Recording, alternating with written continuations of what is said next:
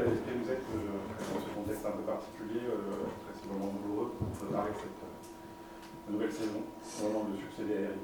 Ouais, déjà, c'était parler un petit peu d'Eric.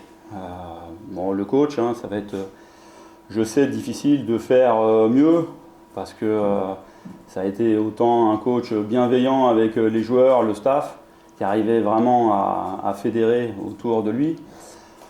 C'est pas à vous que je veux dire ça, la presse, il était très bon, donc c'était une grosse perte déjà en tant que coach, et puis un peu plus particulièrement pour nous au staff, parce qu'on le côtoyait au quotidien. J'ai tendance à dire qu'on passe plus de temps ici avec les collègues qu'avec nos femmes, donc on a passé beaucoup de temps avec Eric, et bon, son décès a été pour nous un choc, pour l'homme qu'il était, parce qu'il était toujours bienveillant. Jusqu'à même son dernier souffle, il pensait au club, il pensait aux joueurs. Et ça, bon, c'est une perte, on va dire, difficile en tant qu'homme. Mais comme il nous l'a dit, maintenant il faut se préparer, il faut écrire une nouvelle histoire. Et on va essayer en tout cas de lui rendre hommage avec cette nouvelle histoire et de faire, on va dire, tout ce qui est en notre possible pour performer avec le stade comme il aurait voulu. Comment s'est passée un peu votre réflexion quant à la possibilité, la responsabilité de lui succéder? Ouais, déjà, il y avait une réflexion en fin de saison du fait du départ de Greg. Le club s'est posé des questions, a pris une décision, et c'est pour cacher à personne que Eric devait avoir un rôle plus élargi pour remplacer justement le départ de Greg avec une nouvelle organisation. Et son décès nous a obligés, dans la hâte où, voilà, suite à son décès, de reprendre d'autres dispositions. Rien vous cacher qu'avec le président, il avait décidé que Eric ait un rôle un peu plus élargi, moi prendre un peu plus des fonctions. Bon, maintenant, voilà, il faut s'organiser pour, comme je l'ai dit, écrire notre histoire et tracer notre chemin. Comment tu as retrouvé le groupe justement à la reprise, l'ensemble des joueurs, le staff Ça a été rapide. Déjà, leur dire que Eric pensait beaucoup à eux quand il est parti. Donc ça, il le savait. Et puis surtout, on avait aussi envie de retrouver rapidement le terrain, rapidement aussi cet esprit de groupe, qui ont été mes premiers mots, voilà, sur cet état d'esprit qu'on devait avoir au Stade Brestois, qui nous a été, bénéfique. Parce que les qualifications en Ligue des Champions et les saisons que l'on a faites précédemment, c'est pas parce qu'on avait les meilleurs joueurs, c'est parce qu'on avait la meilleure équipe. Et ils étaient tous contents, parce que je les ai eu un par un au téléphone après le décès d'Eric, pour un petit peu leur rassurer aussi sur les ambitions du club et de retrouver cet esprit collectif qui nous a fait un petit peu défaut sur cette fin de saison. Est-ce que cette épreuve justement peut renforcer la cohésion du groupe? Et j'ai vu aussi qu'il y avait eu pas mal d'activités, un peu de loisirs. Est-ce que c'est aussi dans cet esprit-là l'esprit de cohésion? Oui, en fait, je ne dirais pas que ce décès va ressouder le groupe, mais en tout cas, nous, c'était notre ambition. Bon, rien vous cacher aussi, c'était l'ambition qu'on avait avec Eric, de rassembler autour de valeurs communes du Stade Brestois.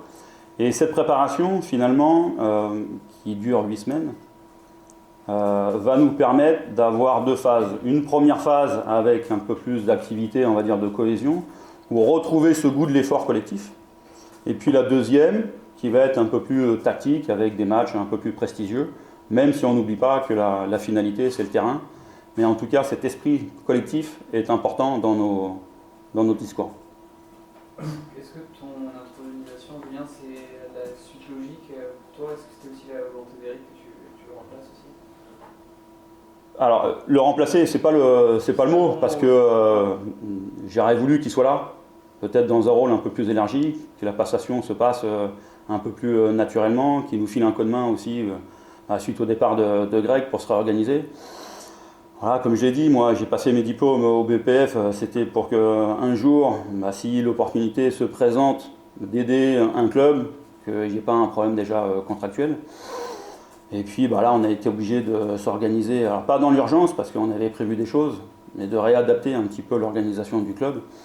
Et puis maintenant, il faut y aller. De toute façon, on n'aura pas forcément le choix. En tout cas, moi, j'ai pas le choix, mais en tout cas, je me sens prêt, je me sens, on va dire, courageux, parce que passer derrière Eric, c'est pas quelque chose de simple.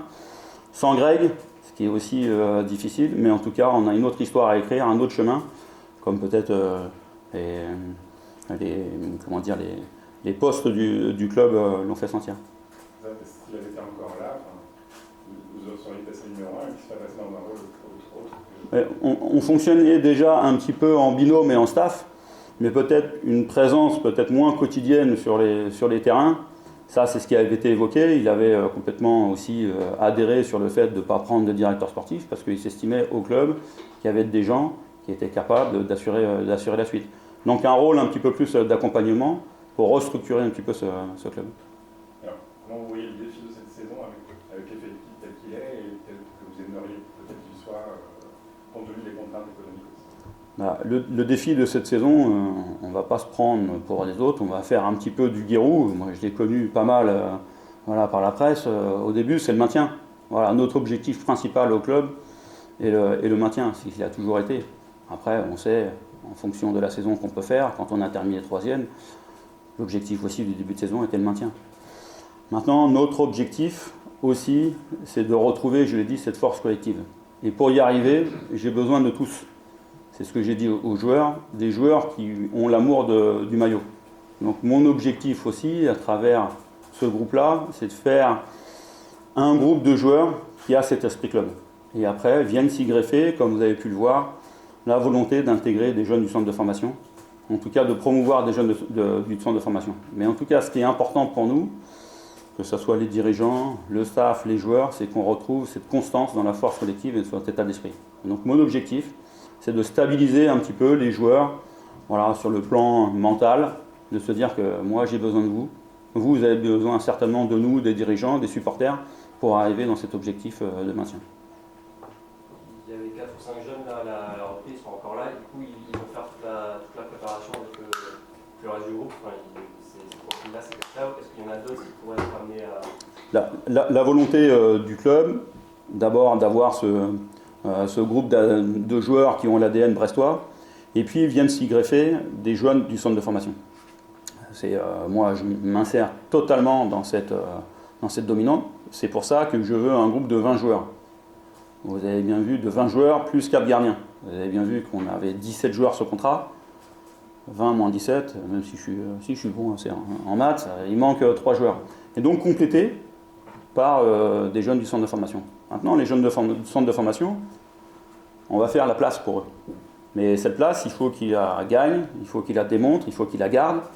Et on a renforcé aussi le secteur technique au centre de formation avec l'arrivée de Greg Pérez, qui a lui cette expérience en tant qu'adjoint d'Olivier Dalloglio, donc ici à Brest, à Saint-Étienne et à Montpellier, qui a peut-être les armes pour, au centre de formation, leur dire ben voilà ce qui te manque, voilà comment tu vas y arriver, pour combler un petit peu cet écart entre l'évaluation de la Ligue 1 et l'évaluation que l'on fait au centre de formation. Donc il est là pour augmenter ce niveau. Et moi, je suis là aussi pour être attentif à émerger des talents, des jeunes talents, tout en étant, on va dire, dans l'ADN du club. C'est pour ça que j'ai besoin aussi que la réserve reprenne vite. Ils voulaient reprendre le 20, je les ai fait reprendre le 13, pour voir un petit peu quel joueur peut rapidement nous rejoindre dans cet ADN, dans cet esprit-là, toujours dans ce groupe de 20 joueurs. Il faut quand même quelques joueurs confirmés en renfort. Il y a eu 6 ou 7 départs, je crois, notamment en défense axiale. Après, il y a quel poste où vous les renforcez C'est ce que je dis. Dans le monde idéal, normalement, les renforts doivent venir du centre de formation. Maintenant, je ne suis pas idiot. Je sais que ça, c'est dans un monde idéal. On est dans le monde du football, ce n'est pas forcément tout le temps idéal. Donc, il nous faut des recrues, des joueurs qui viennent nous aider, toujours dans cet état d'esprit. Vous l'avez souligné. Aujourd'hui, il y a 3 postes ciblés en attente. Un poste de défenseur central. On va faire la saison à 2, même si j'espère qu'il y a un garçon qui nous rejoigne du centre de formation. Mais pour l'instant, ce n'est pas le cas. Très vite, au moins du niveau. Un milieu un petit peu box-to-box et un excentré gauche. Voilà les 3 postes au départ ciblés, avec une grosse envie que ces joueurs-là s'intègrent au projet brestois, c'est-à-dire retrouver cette force collective. Ça veut dire que l'état d'esprit sera important pour le recrutement. Vous allez cibler aussi des personnalités. Exactement, mais c'est la difficulté finalement du recrutement entre nos priorités, donc au poste, nos caractéristiques qu'on veut. Central gaucher, qui est bon de la tête, qui va vite, qui a l'expérience de la Ligue 1, et qui est bon coéquipier. Bon, ben moi je l'ai, c'est Saliba. Bon, après, entre les volontés d'avoir Saliba et les possibilités du club, il faut qu'on soit aligné. Il y a beaucoup de joueurs cadres aussi qui ont tout connu ces dernières années, qui arrivent en fin de contrat l'année prochaine. Est-ce qu'il n'y a pas un risque d'usure chez ces joueurs? Est-ce que vous sentez que... Moi, j'ai pas senti cette usure. J'ai senti par rapport à ces joueurs cadres, parce que j'ai tous eu au téléphone et je les ai tous reçus un par un, ils ont tous la volonté de porter haut les couleurs de Brest. Voilà. Après, on n'est pas dupes, on est dans un marché de mercato. Il y a des enjeux financiers, que ce soit pour le club et pour les joueurs.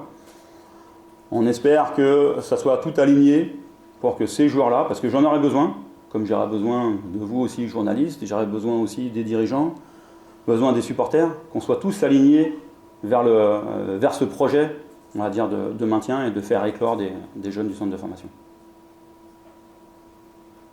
Est-ce que certains ont un bon de sortie malgré tout? On avait entendu peut-être Magnetti.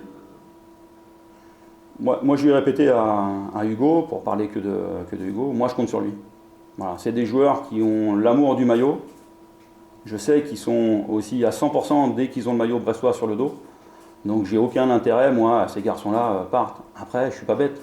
Il y a des intérêts individuels sur ce mercato et des intérêts, et surtout ce qui est le principal, des intérêts financiers pour le club. S'il y a une offre irrefusable pour Hugo Magnetti, je serais le premier déçu qui partent. Ce n'est pas ma volonté. Mais après, il faut être dans cet esprit club. Il y a des intérêts du club. Mais en tout cas, le président ne m'a pas dit que Hugo Magnetti allait partir. Ce n'est pas la volonté. Je répète très bien cet objectif du club, c'est de garder ce noyau dur qui ont l'ADN du maillot et puis de faire émerger des jeunes. Et quoi de mieux que d'avoir des modèles, et Hugo en est un. Il y aura une certaine continuité sur le plan peut-être du jeu, de l'aspect tactique par rapport à ce que vous avez connu, ou vous pourriez apporter une touche un peu différente? Déjà, le changement, il s'opère du départ de Greg, cette réorganisation. Je ne suis pas Mourinho. Je lis aussi ce qui se passe dans les autres clubs. Un club qui est pas loin, un club nantais, j'ai lu son président en parler. L'année dernière, il a voulu changer 10 joueurs, changer sa manière de recruter, changer son entraîneur. Ça fait beaucoup de changements, puis au final, il se retrouve en Ligue 2. Donc moi, je ne suis pas plus intelligent que d'autres.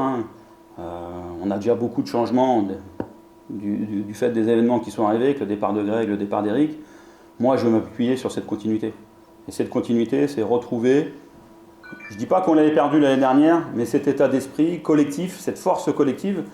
Peut-être que des intérêts peut-être individuels sur cette fin de saison, une fois que le maintien a été acquis, ont été peut-être un peu plus mis en avant.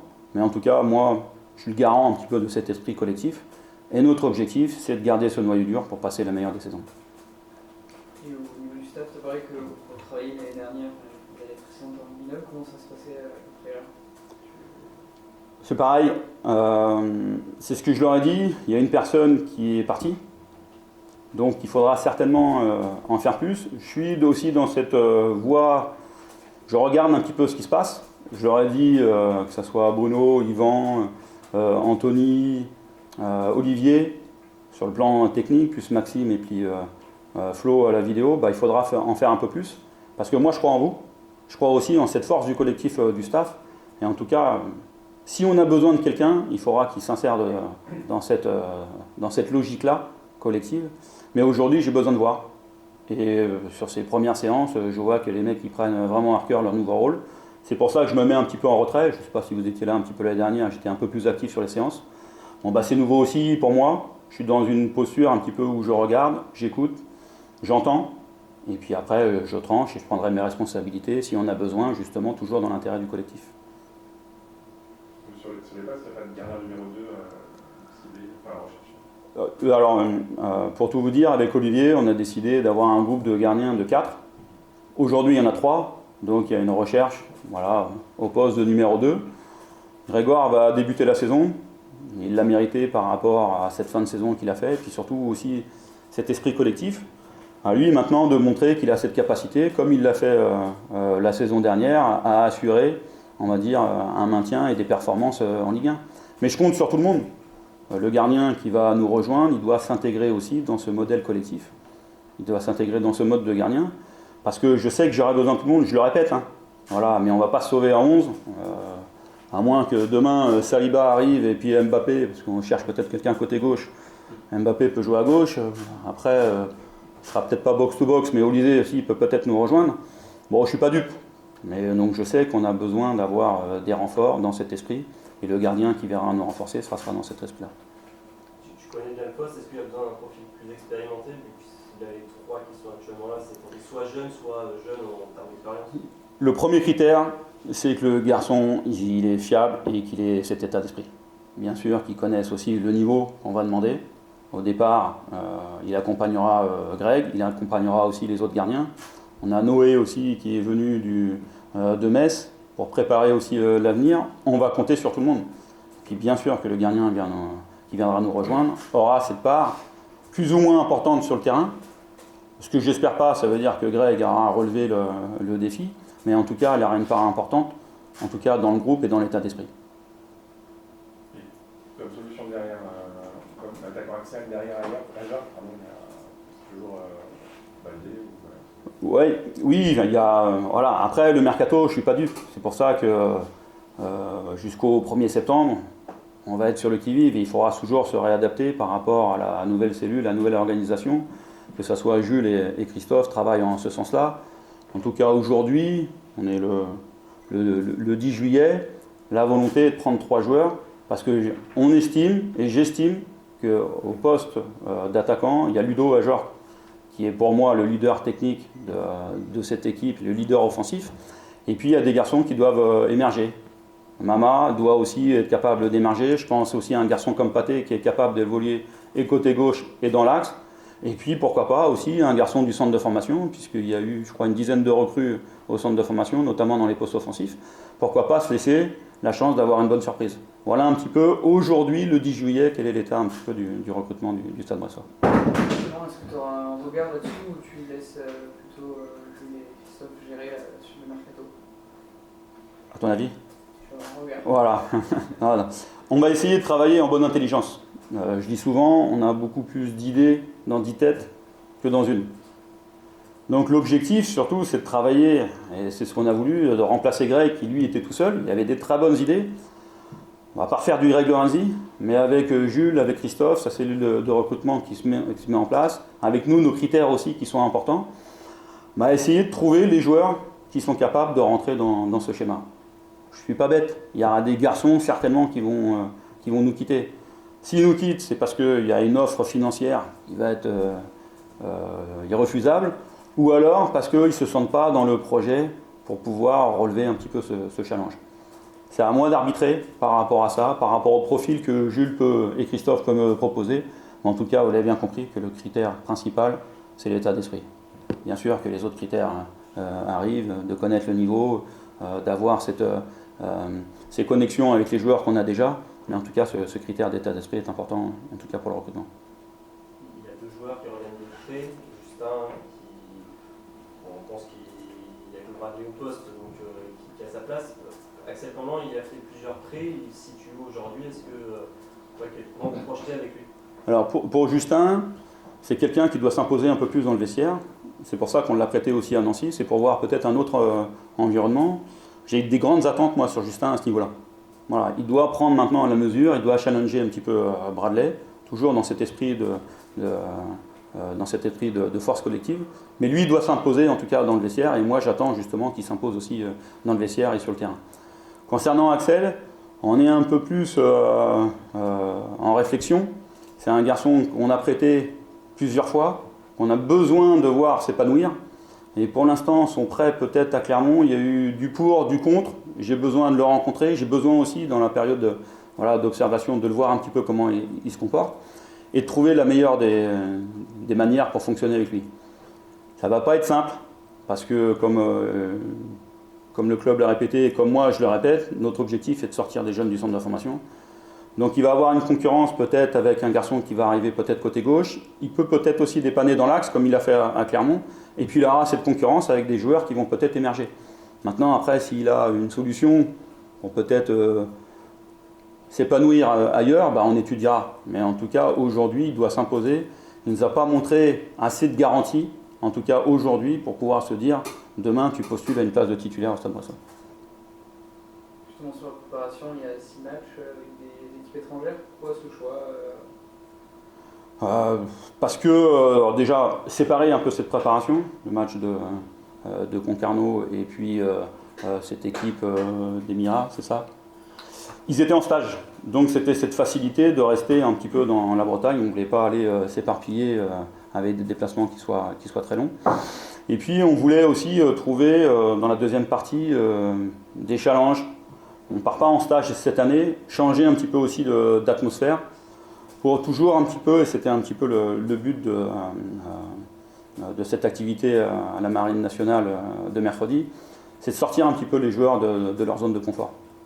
Donc d'aller voir un petit peu Nottingham, ce qui s'y passe, recevoir Venise, alors qu'on n'a pas forcément l'habitude de jouer ces équipes-là, ça sortira un petit peu de ces zones de confort, voir aussi un peu comment l'équipe s'organise par rapport à des adversaires qui n'ont pas l'habitude, comment cette force collective se dégage avec l'adversité, c'était intéressant pour nous. C'est chaud. J'ai soif. Il y a les spots en plus. Justement, les fortes chaleurs, vous avez adapté le programme par rapport à ça, j'imagine, c'est sur le matin, les séances. Oui, bon, non, rien à cacher sur les séances. On a une préparation quand même assez longue, qui est assez nouvelle du fait de la Coupe du Monde et du calendrier qui est décalé. On a pratiquement 8 semaines de préparation. On préfère, avec le staff qui m'en est témoin, on préfère faire des bonnes séances matinales plutôt qu'essayer de doubler. C'est un choix. Quand on a doublé, c'est parce qu'il y avait une activité hors foot pour sortir un petit peu encore ce contexte-là. Mais on sent les joueurs beaucoup plus réactifs, beaucoup plus frais le matin. Alors en plus avec les chaleurs qui fait extrême à Brest, très douce le soir pour dormir, on est un peu plus frais le matin. L'après-midi, on n'a pas l'habitude de ces activités. Justement, on en profite. Alors ils ne vont pas aller à la plage, mais on en profite pour qu'ils récupèrent, pour que le lendemain, on puisse remettre encore une salve d'entraînement. Donc une journée par jour, sur ces chaleurs-là, je pense qu'on en a assez. Et vous avez pu le voir, aujourd'hui, on a travaillé jusqu'à midi et demi, je crois, il me semble. Vous êtes en attente à cette conf. Un mot sur l'équipe de France, impressionnant, Ouais. je suis ça. Oui, non, on est toujours impressionnés, on va les féliciter, mais je pense qu'ils en ont déjà beaucoup d'éloges. Féliciter aussi Didier Deschamps, parce que c'est pas simple. On a toujours connu Didier Deschamps qui gagne, mais maintenant qu'on est moi de l'autre côté et le staff aussi de l'autre côté, on sait la préparation que ça nécessite pour emmener une équipe de France dans un objectif. Et l'objectif, il n'est pas simple. D'arriver en demi-finale, on a l'impression que c'est facile, mais je sais la somme de travail qu'il y a derrière, donc féliciter Didier Deschamps et son staff. Et puis, elle nous provoque toujours des émotions. Moi, ce que j'aime, et on en a beaucoup parlé entre nous, et on en voit aussi beaucoup dans la presse, relayant, c'est cette force qui se dégage. On a l'impression que rien ne peut les atteindre. J'espère qu'ils vont aller au bout. En tout cas, ils ont les capacités, ils ont cette force collective, avec à l'intérieur des individualités qui se révèlent. Donc c'est un vrai plaisir de les voir jouer, et on doit certainement s'en inspirer, à l'image de son capitaine, qui fait les efforts, qui montre un petit peu l'exemple, et ça pour nous, on doit le suivre. Et juste sur la formation, parce que c'est vrai que les clubs qui sont plus réputés pour la formation, est-ce que vous avez des garanties d'avoir des joueurs qui soient prêts aussi vite par rapport au projet qui aurait été orienté là-dessus? Non, on va pas se le cacher. On en avait parlé avec Greg. Ça a été un de ses gros points noirs, ou un de ses gros regrets, de ne pas avoir donné un peu plus de poids à la formation. C'est un objectif qu'on a changé. Je vous l'ai dit, on s'est réorganisé et on espère avoir rapidement les bénéfices. Il y a eu l'année dernière, au mois de septembre, un nouveau recruteur pour le centre de formation, Loïc Lepape, qui venait de Monaco. On espère avoir les fruits de son travail à la rentrée. Je vous ai dit, il y a pratiquement 10 joueurs de recruter en groupe national 3. Et on a voulu aussi augmenter un petit peu cette responsabilité technique avec Nicolas Marié, le directeur du centre, avec l'arrivée de Grégory Pérez, qui lui doit amener son expertise qu'il a connue dans les clubs professionnels et pousser les jeunes sur l'évaluation et sur le développement pour atteindre rapidement ce but. C'est un gros challenge, je ne vous en cache pas. Il n'y aura pas de pression à avoir, mais on sait que la pérennité du club va passer par sortir des jeunes, et je dirais même plus les valoriser. Et quand on voit que Lucareno signe à Saint-Etienne, ça envoie pas un bon signal. Alors, mais je vais en parler très justement avec Lucareno. Nous, notre volonté, c'était de le garder. Pour rien vous cacher, j'ai rien à vous cacher, j'ai fait des visios avec ses parents, avec son agent, avec lui-même. Il a décidé, et ça, on est dans un monde concurrentiel de formation. Si on veut faire de la formation, peut-être que nous, c'est pas notre mentalité, notre volonté, il y aura peut-être des joueurs qui vont nous rejoindre parce qu'ils vont croire un peu plus à notre projet. Lucas, j'ai essayé, en tout cas, de lui faire croire à ce projet-là, et après, on est dans un monde concurrentiel. Il avait la possibilité de signer ailleurs. J'en suis bien dommage, mais en tout cas, nous, on va faire avec ceux qui ont envie d'y croire à ce projet-là, et je pense qu'il y a la qualité au centre de formation pour rapidement, en tout cas, venir nous aider.